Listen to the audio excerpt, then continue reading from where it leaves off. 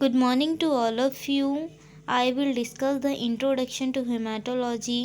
पहले मैं अपने बारे में कुछ बता देती हूँ कि मुझे काफ़ी बच्चों ने क्या करा, मैसेजेस करे कि यार मुझे थोड़ी प्रॉब्लम्स होती है लाइक इस trade DMLT and BSc MLT से कि प्रैक्टिकल्स परफॉर्मिंग नहीं है, लाइक कुछ थ्योरेटिकल नॉलेज भी इतनी ज़्यादा अच्छे से नहीं कवर करवा रहे हैं एंड इसके बारे में मुझे इतनी डिटेली भी नहीं पता इक्विपमेंट निकलती भी है या नहीं निकलती है। तो इन सब की टेंशन ना लेते हुए गवर्नमेंट एग्ज़ाम की प्रिपरेशन कैसे करनी है, इस लैब टेक को मैं कैसे हैंडल करूँ, आगे अपना कैरियर इसी के थ्रू कैसे बनाऊँ। तो सबसे पहले बच्चों इसमें क्या होता है कि तुम पहले फोकस करो कि हर चीज़ को एक पॉइंट लेकर चलो कि नहीं बेस्ट लाइन है, कैरियर बहुत अच्छा कैरियर होगा, उसमें बहुत अच्छा कैरियर है इस लाइन में। ये नहीं है कि तुम्हारी BSc नर्सिंग से, तो मैम काफ़ी बच्चे बोलते हैं BSc नर्सिंग करके इतनी सैलरी है, not depend on your salary. ये लाइन बहुत अच्छी है and I am pursuing. So start. सबसे पहले हमें पढ़ना ही पड़ता है हर किसी की लाइन में, चाहे वो MBBS हो, चाहे वो BSc नर्सिंग हो, BHMS हो। सबसे पहले हमें पढ़ना बहुत इम्पॉर्टेंट है, हर चीज़ को डिटेली जानना, उसको ऑब्ज़र्व करना, थिंकिंग को। तो सबसे पहले यही चीज़ें इम्पॉर्टेंट होती हैं and further I will talk about the different test including the your syllabus. So please like share and subscribe my channel, क्योंकि अगर मैं अपनी नॉलेज आपके साथ शेयर कर रही हूँ, इससे बेटर प्लेस मुझे और कोई नहीं दिखेगा। Okay, so I will talk about.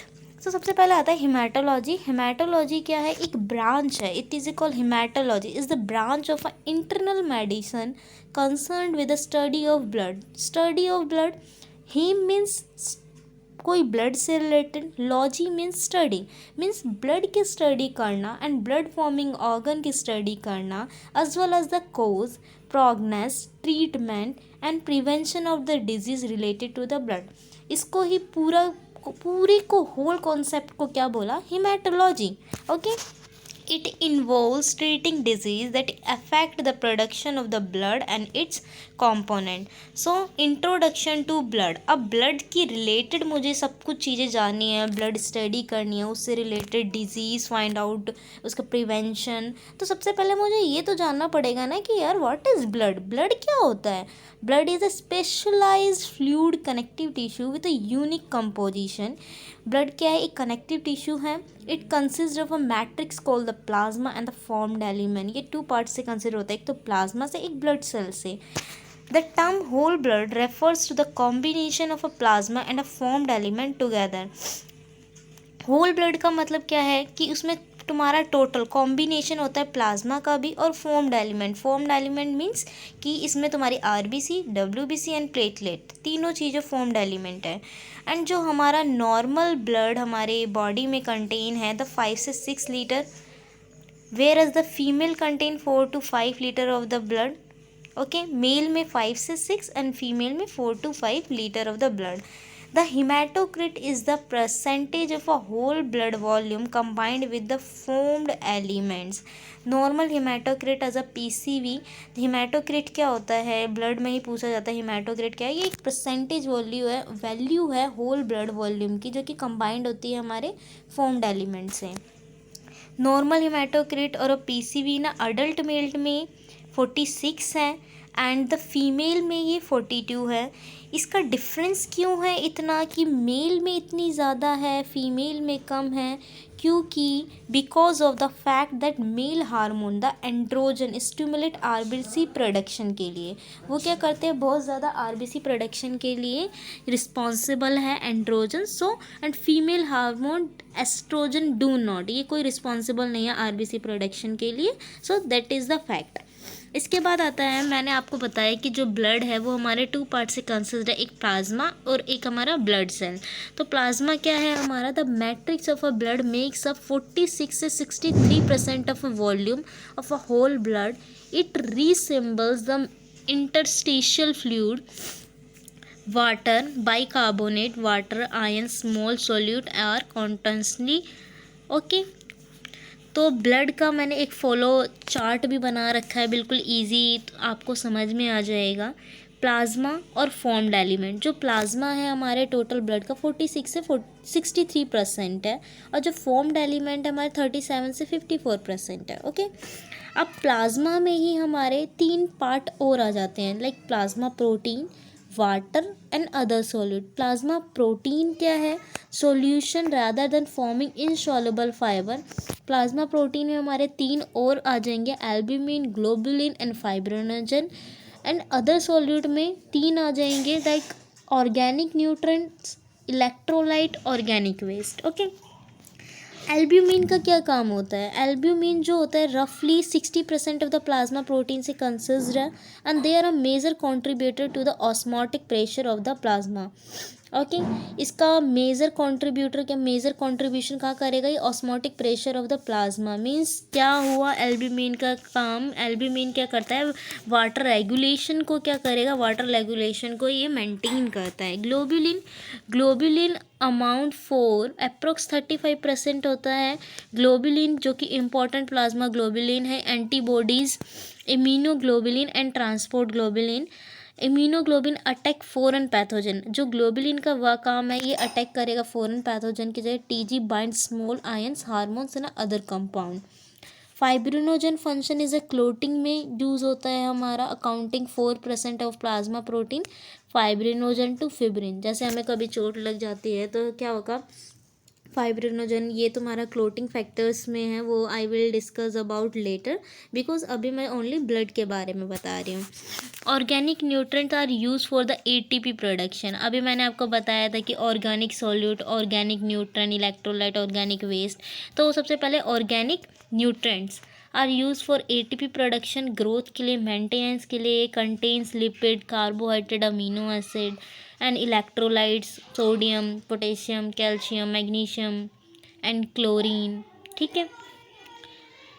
Organic waste, जैसे waste produce are carry to the site of the breakdown of excretion. Waste include urea, uric acid, creatinine, bilirubin, ammonium ions. Formed element, अब formed element हमारे blood cells हो गए, like RBC, WBC and 3 हमारी sales होती है blood में। कौन कौन सी? RBC, WBC and platelet. 99.9% RBC, 1% तथा WBC एंड 0.1% इज प्लेटलेट। ठीक है। RBC are the most abundant blood cell. They are essential for the transport of oxygen in the blood. Life span जो होती है इसकी 122 डेज होती है। They are a biconcave disc with a thin central origin, thicker outer. इसका जो thin layer कहाँ से होगी? सेंट्रल ओरिजिन इसका थिन होता है, और जो उसके एजेस होते हैं वो हमारे थिकर होते हैं। अब मैं बात करती हूँ न्यूट्रोफिल की। न्यूट्रोफिल क्या होता है? ये हमारे राउंड सेल्स हैं। न्यूक्लियस इसका लोब्ड होता है and may resemble a string of beads. Phagocytic nature है इनका। Engulf pathogens in a tissue, release cytotoxic enzymes and chemicals. Okay, ये क्या करते हैं? फैगोसाइटिक नेचर है, तो ये एक एंजाइम भी रिलीज़ करेंगे एंड केमिकल्स भी रिलीज़ करते हैं। Move into tissue after several hours, may survive minutes to days depending on the tissue activity. Okay, are called basophil stained with base, have are acidic. इनको हम क्या बोलते हैं? बेसोफिलिक भी बोलते हैं, बिकॉज ये स्टेन हो जाते हैं हमारे base with or acidic. Okay, eosinophil जो होते हैं ये भी हमारे राउंड सेल्स होते हैं। Nucleus generally in a 2 lobe.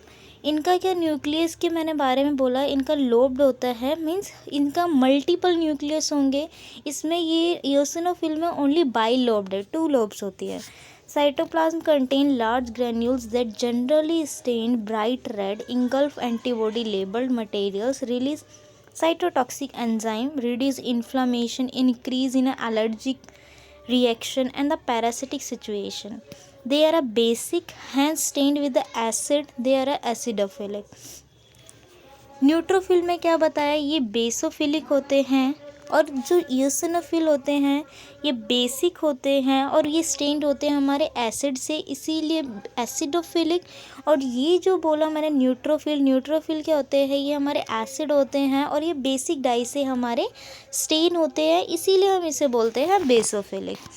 Now we talk about the basophils. Basophils round cells हैं, nucleus generally can not be seen through dense blue stained granules in a cytoplasm and survival time unknown। Produce in a red bone marrow में produce होते हैं। Monocyte very large cell है, kidney bean shaped होती है, nucleus है, pale cytoplasm है, enter tissue to become macrophages engulf pathogens और debris, can stay for a month. ये मंथ 1 महीने तक भी रह सकते हैं, वो हमारे मिनट से कुछ दिन तक रहते हैं न्यूट्रोफिल, और ये हमारे प्रोड्यूस होते हैं रेड बोन मैरो में। लिम्फोसाइट्स हैं, lymphocyte are the slightly larger than the RBC. ये हमारे आरबीसी थोड़े से बड़े होते हैं। Lack abundant deeply stained granules in a blood smear lymphocyte typically have a large round nucleus surrounded by a thin half of a cytoplasm. They provide defense against foreign pathogens. Okay, तो ये भी हमारे different types में classified है। Like T cells are responsible for the cell mediated immunity, specific defence mechanism against invading foreign cells and for the coordination of the immune response. T cell either directly attack foreign cells or help other lymphocyte. Okay, B cells जो होते हैं are responsible for the humoral antibody. जो T cell है cell mediated immunity के लिए responsible है, और जो बी सेल है वो ह्यूमरल इम्यूनिटी के लिए रिस्पॉन्सिबल है। Specific defence mechanism that produce antibodies, they are distributed by blood link and interstitial fluid, are capable of attacking foreign antigen। ये डायरेक्टली फॉरेन एंटीजन के पास चले जाएंगे, बट जो बी सेल्स है वो पहले ब्लड या लिम्फ या इंटरस्टिशियल फ्लूइड के पास पहले जाएंगे, देन फिर अटैक करेंगे। ओके, नेचुरल किलर सेल्स क्या होते हैं, ये रिस्पॉन्सिबल होती है for the detection and subsequent distribution of abnormal cell. कोई भी हमारी अबनॉर्मल सेल है या फिर डिटेक्शन के लिए sometime they are known as a large granular lymphocyte are important in preventing cancer. Okay, उसके बाद आता है हमारा प्लेटलेट्स की बात।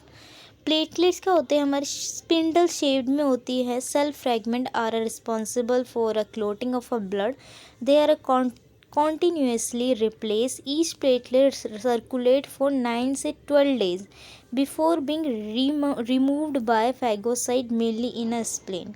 9 से 12 दिन के लिए ही ये अपने सर्कुलेट होती हैं। उसके बाद क्या होता है, फैगोसाइट्स इसको इनगल्फ कर देता है मेनली बाय द स्प्लीन के थ्रू। A brief description of the formation and function is describe later, बाद में मैं करूँगी। Okay, erythropoiesis, leukopoiesis and thrombopoiesis. Erythropoiesis mean RBC, poiesis मतलब किसी चीज़ का सिंथेसिस, मतलब आरबीसी का synthesis, leuko means white blood cell का सिंथेसिस, थ्रोम्बो मीन्स प्लेटलेट का सिंथेसिस। तो तीनों चीज़ों को जब कॉम्बिनेशन करा मीन्स ब्लड सेल का all over the formed element का सिंथेसिस होना, उसको बोला हेमाटोपोइसिस। तो haematopoiesis is the formation of a blood cellular component. All cellular blood components are derived from the hematopoietic stem cell। Okay, कि hematopoiesis क्या है, formation of a blood cellular component all of the cell, जो भी ये तीनों sales है वो हमारी एक ही सेल से प्रोड्यूस होती है, को HEHSC मतलब hemopoietic stem cell. In a healthy adult person approximately 10 to the power 11 and 10 to the power 12 new blood cells are produced daily in an adult to maintain the steady state level in the peripheral circulation. Okay, erythropoiesis is the process which underproduce RBC, which is the development from erythropoietic stem cell to mature RBC। इसका मैं थोड़ा बाद में डिटेली आपको बताऊंगी कि हमारा जो एरिथ्रोपोइसिस है वो कैसे होता है, ल्यूकोपोइसिस कैसे होता है, थ्रोम्बोपोइसिस कैसे होता है। ये ओनली थ्रोम्बोपोइसिस है। थ्रोम्बोपोइसिस मतलब पूरी डिटेली उसका सेलुलर कंपोनेंट कैसे सिंथेसिस है। तो हेमोपोइटिक स्टेम सेल इसके लिए रिस्पॉन्सिबल है। Leukopoiesis is the form of haematopoiesis in which white blood cell WBC leukocyte are formed in the bone marrow located in the bones in the adults and a hematopoietic organ in the fetus। Thrombopoiesis is the process of a thrombocyte generation. They are ligation of the cytoplasm from the megakaryocytes is since megakaryocyte can give the thousand of the thrombocytes. Okay, so the erythropoietin, the EPO, are responsible for the kidney, the hormone produce from the kidney. Okay, erythropoietin एक hormone है जो कि produce होता है हमारे kidney से, kidney के through. Okay, red bone marrow, ये हमारी एक मैंने अच्छा सा डायग्रामेटिक शो करा है, लाइक ये हमारी रेड बोन मैरो है. ठीक है, इसमें क्या हो रहा है हमारा, ये हमारी रेड बोन मैरो है. हेमोसाइटोब्लास्ट, द हीमोपोइटिक स्टेम सेल हीमोसाइटोब्लास्ट में कन्वर्ट हुई. देन ये हमारी 2 सीरीज़ में चली गई. सबसे पहले माइलोइड स्टेम सेल और lymphoid stem cell. Myeloid stem cell है ये हमारी 3 में कैरेक्टराइज हो गई. The progenitor cell and the progenitor cell. जो फर्स्ट वाली प्रोजिनेटर सेल है EPO, एरिथ्रोपोइटिन हार्मोन के थ्रू ये इसने क्या बनाया, रेड बोन मैरो में प्रो एरिथ्रोब्लास्ट बनाया. फिर इसके बाद बेसोफिलिक एरिथ्रोब्लास्ट बनाया डे 2 में. थर्ड में इसने पॉलीक्रोमेटिक नॉर्मोब्लास्ट बनाया. देन उसके बाद इजेक्शन ऑफ अ न्यूक्लियस, थोड़ा सा डेवलप हो गया न्यूक्लियस. उसके बाद नॉर्मोब्लास्ट बनाया. देन रेटिकुलोसाइट बनाया. The reticulocyte will mature with in the 24 hour. Then mature RBC हमारे रिलीज हो गए with in the 24 hours. Okay, ये हमारी दूसरी प्रोजिनेटर सेल है. प्रोजिनेटर सेल ने क्या करा, मेगा कैरियोसाइट बनाई. ये ओनली RBC प्रोडक्शन का था. ठीक है, ये अब मैं बता रही हूँ आपको प्लेटलेट का. प्रोजिनेटर सेल से ये माइलोइड स्टेम सेल ही क्या करे, इसने प्रोजिनेटर सेल को डेवलप करा. प्रोजिनेटर सेल उसके बाद मेगा कैरियोसाइट बनाया. मेगा कैरियोसाइट के साथ इसने प्लेटलेट डेवलप करी. उसके बाद आता है तुम्हारा progenitor cell GM, the granulocyte monocyte. ये वाली सेल इन्होंने क्या करा, माइलोब्लास्ट और मोनोब्लास्ट को 2 में डिवाइड कर दिया. ब्लास्ट सेल को, जो माइलोब्लास्ट है इसने क्या करा, हमारा 3 सीरीज़ में दे दी. माइलोसाइट, बैंड सेल्स, 3 चीज़ें दे दी माइलोब्लास्ट से. तीनों चीज़ें, एक ने इसको बेसोफिल बनाया, एक ने इसे इयोसिनोफिल बनाया और एक ने इसे न्यूट्रोफिल बनाया. जो मोनोब्लास्ट है, मोनोब्लास्ट ने क्या करा, प्रोमोनोसाइट बनाया, फिर मोनोसाइट बनाया. और इसी की लिम्फोइड स्टेम सेल ने क्या करा, लिम्फोब्लास्ट बनाया, प्रो लिम्फोसाइट बनाया जिसमें B और T सेल्स होती हैं. ठीक है, ये हो गया आपका ग्रैन्युलोसाइट, ग्रैन्युलोसाइट का सिंथेसिस, ये WBC का सिंथेसिस, एंड ये हो गया हमारा लिम्फोसाइट का सिंथेसिस. उसके बाद आता है several hormones are involved in the regulation of other WBC and RBC population. The target of these hormone called colony stimulating factor, the CSF. जो भी हार्मोन का टारगेट है, टारगेट सिस्टम बोला गया इसको colony stimulating factor. CSF stimulate the production of a monocyte. जो monocyte colony stimulating factor ये responsible हमारे प्रोडक्शन ऑफ अ मोनोसाइट के लिए. GCF जो है ये हमारा stimulate production of granulocyte, neutrophil, eosinophil, basophil के लिए. और GM-CSF ये हमारा प्रोडक्शन ऑफ बोथ मोनोसाइट के लिए भी और ग्रैन्युलोसाइट के लिए भी. Okay, multi CSF accelerate the production of a granulocyte, monocyte, platelet and RBC. Normal range क्या क्या होती है, वैसे मैं आपको ये लिम्फोसाइट वाला द हीमोपोइसिस एक बार फर्दर मैं लेटर आपको करवाऊंगी अच्छे से डिटेल. ये मैंने थ्योरेटिकल प्रैक्टिकल नॉलेज के लिए छोटा सा चार्ट बनाया, बट ये फुल इन्फॉर्मेशन नहीं है. ओके, आगे मैं आपको दूंगी कि हीमोपोइसिस में एरिथ्रोपोइसिस का पूरा फॉर्मेशन कैसे होता है, ल्यूकोपोइसिस का फॉर्मेशन कैसे होता है, अच्छे से डिटेलिंग मैं आपको बाद में दूंगी. नॉर्मल रेंज क्या होती है, RBC रेंज फॉर मैन 4.7 से 6.1 मिलियन सेल्स पर माइक्रोलीटर है. वुमेन में 4.2 to 5.4 मिलियन मिलीलीटर है. चिल्ड्रन में 4.0 से 5.5 है. Normal range of a platelet in a blood 1,50,000 to 4,00,000 platelet पर माइक्रोलीटर है. Okay, normal range of WBC in the blood में कितनी है, 4,500 to the 11,000 WBC पर microlitre. Please like subscribe my channel. और आगे भी मैं ऐसी वीडियो आपको बना कर दूँगी। अगर आप मुझे थोड़ा और अच्छे से लगे कि हाँ यार, मुझे भी थोड़ा मिले कि हाँ बच्चे सुन रहे हैं या फिर मेरे जैसे ही बच्चे कुछ सुन रहे हैं, तो मैं आगे भी चैनल अच्छे अच्छे से टॉपिक्स में लेकर आऊँगी, लाइक टेस्ट के बारे में अच्छे से detailing. So please like share and subscribe my channel, and please comment box में प्लीज़ लिखना कि आगे आपको कौन सा टॉपिक पढ़ना है, तो मैं वो प्रिपेयर करके आपको डिस्कस करती हूँ। ठीक है, बाय।